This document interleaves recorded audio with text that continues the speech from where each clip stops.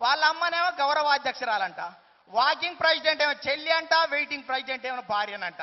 ఇటువంటి పరిస్థితి ఉంది. అందుకనే జగన్ జైలు యాత్ర, భారతి బెయిల్ యాత్ర, తల్లి ఢిల్లీ యాత్ర, చెల్లి ఎక్కడ పాదయాత్ర, అనిల్ మత ప్రచార యాత్ర, నాయకులు ముదాఖాత్ యాత్ర, ప్రజలు తీర్థయాత్ర పోయేటువంటి దౌర్భాగ్య పరిస్థితి ఈ రాష్ట్రంలో ఉన్నది. అందుకనే చాలా మంది యువకులు చూస్తున్నాను, ఓ మెసేజ్ పంపిండు, నానా ఓ మంచి నాన్న, అడగకుండానే జన్మించావు, అడగగానే ఎంపీ పదవి ఇచ్చావు, రాసుకోవడానికి సాక్షి పేపర్ ఇచ్చావు, చూసుకోవడానికి సాక్షి టీవీనిచ్చావు, తొమ్ముకోవడానికి సున్నపురావు గణలనిచ్చావు, ఎందుకు నాన్న సీఎం పదవి ఇస్తావంటే సిబిఐని ఇచ్చావు, నువ్వు చచ్చావు అనేటువంటి పరిస్థితి రాష్ట్రంలో నెలకొన్నది. ఇటువంటి పరిస్థితులల్లో జనం మధ్యన ఇవాళ వైఎస్ జగన్మోహన్ రెడ్డి జైలుకు పోయిన తర్వాత ఆయన విచిత్రమైన మనిషి. జగన్మోహన్ రెడ్డి మీద సిబిఐ ప్రారంభమైన రోజు చెప్పిండు, ప్రపంచంలో ఏ కేసులు లేవా, ఇంత స్పీడా సిబిఐ, ఇంత స్పీడా అని చెప్పిండు. ఇవాళ జైలుకు పోయిన తర్వాత సిబిఐ ఇంత స్లోనా, ఇంత స్లోనా, ఇంత స్లోనా అనేటువంటి పరిస్థితి ఇవాళ స్పష్టంగా కల్పిస్తుంది. ఆయన జైలుకు పోయిన తర్వాత ఇవాళ షర్మిల గారు జనంలో మధ్యకు వస్తున్నారు. ఆమెది మహావిచిత్రం.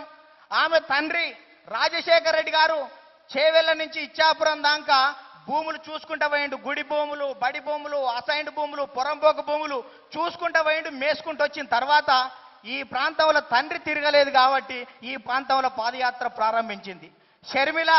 ఆమె జనం వైపు చేతులు, భూముల వైపు చూపులు చూస్తున్నటువంటి దౌర్భాగ్య పరిస్థితి రాష్ట్రంలో నెలకొన్నది.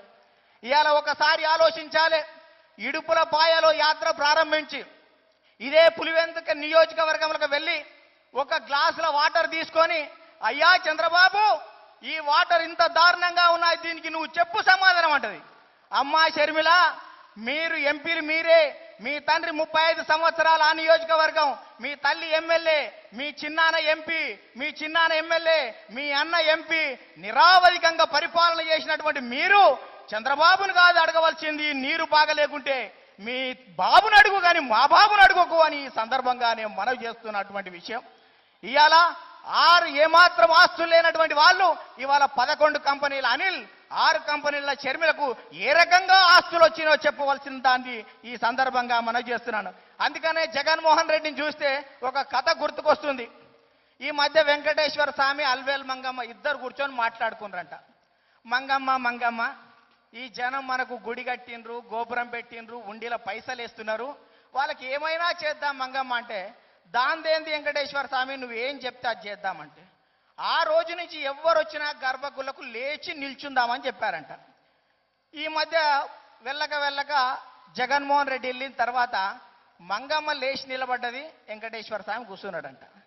ఏం స్వామి నువ్వే చెప్తే లేద్దామని, నువ్వు లేవనన్నలే చెప్పనన్నా చెప్పంటాడు. 2 నిమిషాలు ఆగిన తర్వాత జగన్ బయటికి వెళ్తాడు. అప్పుడు వెంకటేశ్వర స్వామి చెప్తాడు, నీకు తెలియదే ఆ జగన్మోహన్ రెడ్డి సంగతి, మనం లేస్తాడు ఇంట్లో కూర్చుంటాడు అనేటువంటి పరిస్థితి ఉంది ఈ రాష్ట్రంలో. ఏడ ఖాళీ దొరికితే ఆడ కూర్చుందామనేటువంటి పరిస్థితి. 2 నిమిషాల తర్వాత వెంకటేశ్వర స్వామి బయటకు వచ్చి తొంగి చూస్తుంటాడు. అప్పుడు అడుగుతుందంట అల్వేలు మంగమ్మ, ఎందుకు స్వామి తొంగి చూస్తున్నాం అంటే, వాని సంగతి తెలియదే, పోయేటప్పుడు ఉండి సంకలు పెట్టుకొని పోయినా పోతాడు అనేటువంటి పరిస్థితి రాష్ట్రంలో నెలకొన్నది. అందుకనే చివరిగా ఈ రాష్ట్రంలో శాంతి భద్రతలు కూడా క్షీణించినాయి.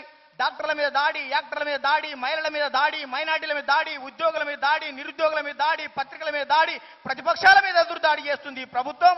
నిమిషానికో ఆస్తిత కాదా, 2 నిమిషాలకో దొంగతనం, 6 నిమిషాలకో దోపిడీ, 9 నిమిషాలకో గృహింస, గంటకో దొమ్మి, అరగంటకో రేపు, పావు గంటకో అత్తతోటి అతలాకుతలం అవుతుంది.